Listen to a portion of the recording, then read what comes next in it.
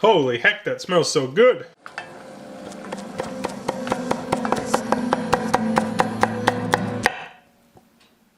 Hi, I'm Phil. Welcome to Pretty Good Cooking. Pretty good. Tonight on the show, we're going to teach you how to make chicken cacciatore. Chicken cacciatore was requested by Collateralist about 8 months ago, and Slappy Joe 3 years ago.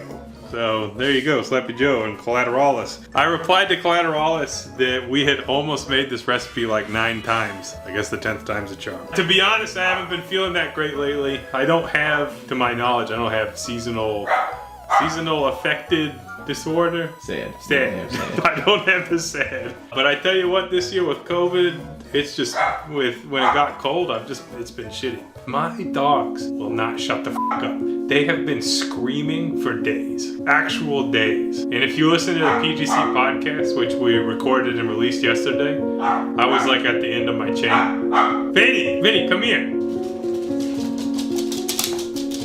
Why are you yelling? So I don't know what his deal is today, but I don't think he's feeling his vesicles. Maybe that's why he's screaming. Anyways, okay. First step is make a drink. We're gonna drink bourbon and tea with the hopes that mixing the upper with the downer gets us to that good.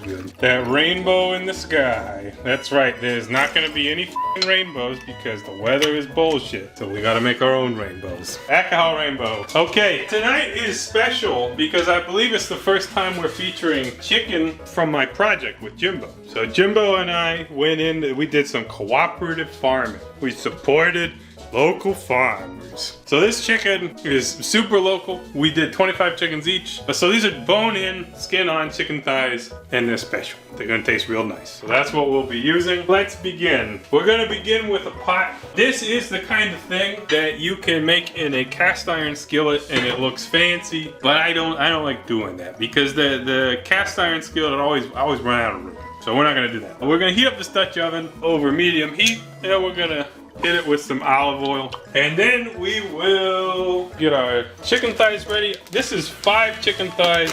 I don't really know how much meat it is. Most recipes call for 6 to 8. Oh shit, it's 6. Oh shit. Okay, 6 chicken thighs. That's a bonus thigh. Now these chickens we did, they're pretty small, and that's fine. It's okay to eat chicken that is normal size. Now, you know, not all thighs have to be huge like your mother's because she set an impossible standard. Okay, so we salted the chicken. We'll bring it over here. And the first step for the cooking process is gonna be to brown the chicken or sear it or whatever you wanna call it. We'll put it skin side down so we can brown up that skin. And we're gonna fry one side then the other. And then we'll remove them and save them for later. Then by frying off the chicken, we are going to, one, it's gonna make the chicken taste good. The dish is 50% chicken in the name. So, you know, you gotta make it good. And then also, it'll release some of the chicken fat, which in this case is homegrown chicken fat, and that's gonna make everything else taste really nice. Okay, while that's working, we can work on other things. I got 1 carrot, which we'll peel and slice in half so that you have 2 halves of the carrot, and then we will thin slice it across. Here I have half an onion, and you can see it's a half, right? Because I cut it right through here instead of like right through here. The only reason I do this is when I'm making burgers. And I made some venison burgers that were out of this world. But now I got to deal with the consequences of the improperly cut onion. But that's okay. That's okay. This is a classic technique right here for the uninformed. Is you chop it into rings, and then you chop the rings into, you know, little bits. Just do your best, you know. That's what I'm doing. I'm just doing my best. You know, this looks like a minced onion. Okay, you can salt the other side if you want. It's up to you. And then with searing, you can test the chicken, and you want it to release without any give. So that one released, and you can see it's pretty brown. But we're gonna let this go a little longer. Most of them are not releasing. Continuing to work on our vegetables, we have a yellow pepper and an orange pepper. And this is one of the main reasons why I didn't want to use a cast iron skillet, is that there's so many veggies that I don't think they would fit in a cast iron skillet unless you have one of those big honking ones. So I'm cutting out the inside, and we will mince that up however you prefer. Bite-sized pieces, you can do slices. Why don't we do a mix? We'll chop some and slice some. for a depth of flavor. It's not a depth of flavor, it's a depth of texture. And if you don't really care how you chop it, congratulations, you've made rustic food. Which is what this dish is supposed to be. It's supposed to be rustic. Okay. Based on sound alone, I believe these are ready. Wow, look at that. Oh yeah, that's what you want. Nice brown top. 6 out of 6. No skin torn here. Excellent. Here I am chopping again. Okay, just a couple minutes on those. We'll keep chopping vegetables. Here we have a ½ pound of mushies. These are mini bellas. Any old mushroom will do. So you should slice up your mushies. I recommend slicing them real thin because that's how I like them. The only thing I can do is recommend things that I like. So again, you can see me slicing them kind of like a maniac into different pieces. This will create a rustic feel. I need to chop some tomato at some point. This is a homegrown tomato. You can see it's getting funky. We'll chop off the funky parts. Don't worry. And the chicken is in a good place. So we will remove the chicken to a bowl where it will rest while we cook other things. And in some recipes at this point will say, remove all the oil except X amount of tablespoons. Don't do that, just leave it alone. Leave all the fat in there. That's my advice. All right, so next in, we're gonna put our onions in. And you can put the carrots in too. I find that in this kind of context, carrots always take forever to cook. So just go ahead and throw those in. And at this point, we will use an implement, probably the big spoon, the big honking spoon, to saute it up a little bit. We could probably go ahead and throw in our peppers, mushies. You see what I'm saying? Like, that was a cast iron skillet. That would be problematic. But really at this point, we don't need to worry as much about it being fully cooked. Just trying to maybe brown the outside a little bit. Okay, let's get that garlic in there. It's been a while since I used this shit. I'm just like happy to be able to be like, yeah. I'm gonna chop that tomato. This is a Hungarian heart that we grew. You can see this one is perfectly heart-shaped. Isn't that nice? Hearts in the chat for this heart. Okay, so this is a pretty big boy. I think traditional will probably be Roma tomato because that's what Italians live on or something. We're just gonna dice it up basically. Again, we'll go with the rustic chop. All right, there's our tomate. Oh, we're gonna use thyme again. This is the very same bunch from all those pumpkin shenanigans. You can just grab a big sprig, give it a rinse. And we will also use basil. Big basil. Go ahead and wash them up. And if you want to chiffonate them, you can. That's usually what I do. Roll them up. Use your rolling skills. Come on. Okay, we'll set that aside. You could also use parsley in this dish. I actually have some growing that has survived the frost, but it's cold and shitty out and it's raining. So there's no parsley going in this dish. Look at that, look at that, look at that. This shit's like reduced by half in volume. How crazy is that? What the This pepper's going back in. That's a depth of flavor. Actually, just the juice from these vegetables is served to deglaze the pot, which is good because now we have that chicken flavor in the vegetable, which is the point of cooking. Put the flavor into flavor. Look at this funny pasta I got. It's pappardelle. Pappardelle. Is that pappardelle? Yapper pepper? Yapper pappardelle. This is garlic and herb pasta, which I thought would be fun. I sprung for the San Marzano style.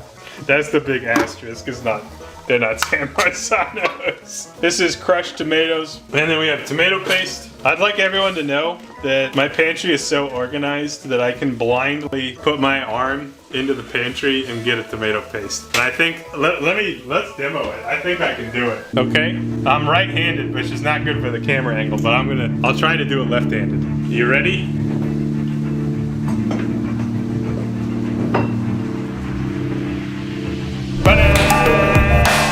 Big brain. Big, smooth brain. So our vegetables are starting to cook down a little bit, which is good. So we'll turn the heat a little bit up, and then we will hit it with the wine. Now this is wine that John brought over weeks ago. That's perfect for cooking.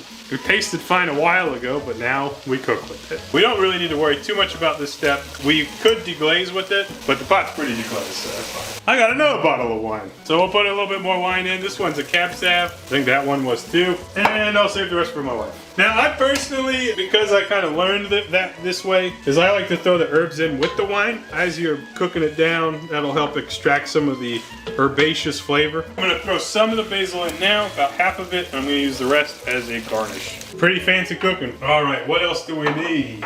Oregano. You just use dried oregano, that's fine. Or if you got fresh, you can use that too. I've got fresh, but it's cold and shitty out, so we're not doing that. And traditionally, this dish is a little bit spicy. Judah from the VA gang sent me a bunch of flat iron specialty dried pepper flakes. So we'll use one of those tonight. I think we will use sweet heat, Scotch bonnet, ancho, and red bell. Oh, that's good. So we'll go ahead and sprinkle some of that over there. And now we're mixing.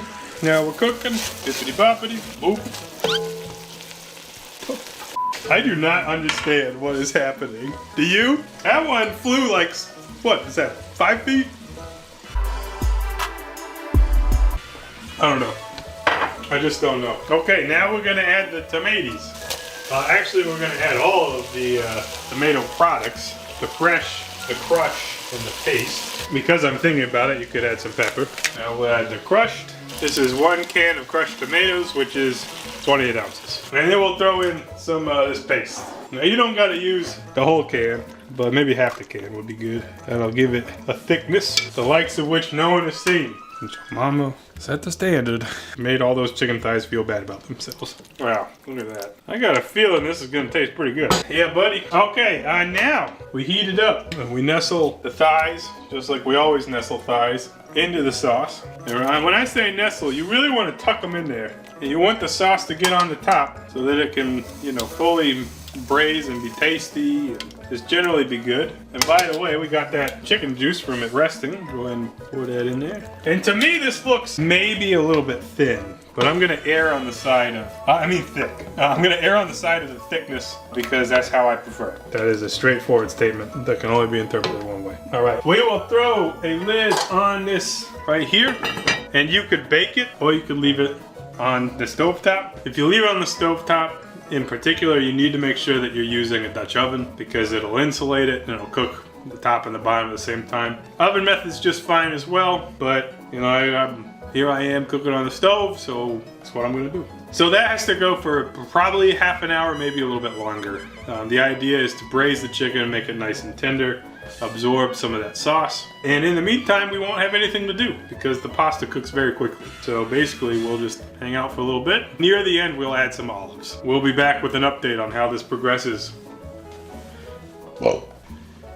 All right, it's been about half an hour. Look at our Cacciatore. So we've got a nice thick sauce. Chicken's cooking down nicely. And so at this point, we're gonna add in our olives. The recipe calls for black pitted olives, but all the pictures, they look like Kalamatas to me. And I like Kalamatas, so that's what I'm gonna use. I think I'm just gonna throw in the rest of these. I'm just gonna go ahead and throw in these. You could slice them if you're worried about it, you know, having a big hunk of olive. I like a big hunk of olive. It tastes good. So we're gonna let that go another 10 minutes. And while that is going, we'll get our pasta going as well. Which, you may find this very surprising. We'll begin with salted water. Or as the French call it, court bouillon. That's a nice self-referential humor for you. The salt is on, and now it's court bouillon. All right, and this is fast cooking pasta. Very fast cooking pasta. It's the Yapper Pappardelle. It says it cooks in 3 minutes. Do not overcook. We'll cook that according to the directions when this water boils. And in the interim, nothing to do. We'll be back. I'm gonna try to use a bread knife to open this bag of pasta. It worked. All right, we will add it to this boiling salty water. Salty water is also known as salt water. Sometimes called a brine, but almost never in this context. And it says it cooks in 3 minutes. So we're gonna check it in 3 minutes. Looks good. I like pasta a lot. You know, as you get older, you learn things. It's like, you know, being an adult comes with things that are disappointing, right? Every adult is familiar with that disappointment. Learning that pasta is not good for you, that's gotta be like, it's up there in top disappointments of adulthood. I'll never be able to eat pasta with the reckless abandon of being 13, just being like, pasta forever! I can't do that no more. Sad. Paradise lost, that's what that is. It's been 3 minutes, so I'm gonna check this pasta, because the directions said to check this pasta. If you don't know how to check a pasta, it's right in the middle. I'm gonna show you. Shut up, John. I mean, it's al dente, but I don't think I prefer al dente. But it's fine, we'll just let it go. And by let it go, I mean we'll stop it. We'll do the opposite of what I just said. All right, apply a strainer to the top of the pot. Just like that, except without any splashing, because splashing is dangerous. Avoid your dog, all right? Now the directions said to immediately apply some butter So that's what we'll do. And we'll mix it on up. Wow, those look pretty bitchy. These look like good noodles. The garlic herb flavoring is not strong. They taste like noodles. It's good though. This tastes good. Okay, let's end this. All right. Using a plate to plate the food, we will grab pasta grabber. Tongs would also work, but I think this will be nice. Okay, spread out your nudes. And then we will get some sauce. And the way I'm gonna do this, I'm gonna do a little bit of sauce. I'm gonna top it with chicken, and I'm gonna top it with a little more sauce. Find a good one, a good thigh. There's our chicken. And we'll top it with yet a little more sauce, like so. And then we will garnish with some fresh basil. Chiffonade. I have no idea how to actually say that word. And there is our chicken cacciatore. And if you wanted, you could add some Parmesan cheese because it's a red sauce on a noodle. So maybe just a small garnish would be nice. Also, I forgot to taste this, so we should have tasted it and added salt and pepper. Or if you're a maverick, just do it at the end. What's the worst that could happen? All right, see how it tastes. And in an ideal world, it'll be falling off the bone tender. In the less ideal world, which is where we live, we probably could have let this go a little bit longer, but I do still think it's going to be very tasty. And it is. It tastes wonderful. The sauce really complements the chicken. You know, I'm sure you've had chicken in a red sauce before. So all of the vegetables that we added, the mushrooms and the peppers, really complement the sauce, and it tastes super earthy, just like really umami flavor. It's not just a red sauce. It's not spaghetti sauce. There's definitely something more earthy and tasty about this. And because we used really nice chicken, that actually comes through and pairs really nice with this. So if you can get fancy chicken, I recommend springing for that for this dish. But this is super tasty, and it's almost healthy if we weren't eating it on pasta. But I really like it. I'm excited to eat this for dinner. It's so good. It's really good. So that's how you do it. Tune in next time to watch Iggy lick the kitchen some more. Say bye-bye. Bye-bye.